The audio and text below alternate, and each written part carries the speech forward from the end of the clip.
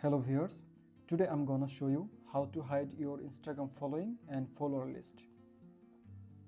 At first, go to your Play Store and check update your Instagram.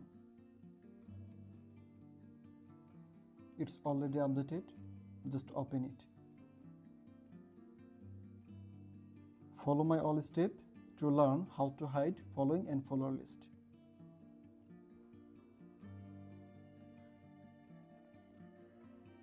Actually, there is no option to hide your following and follower list.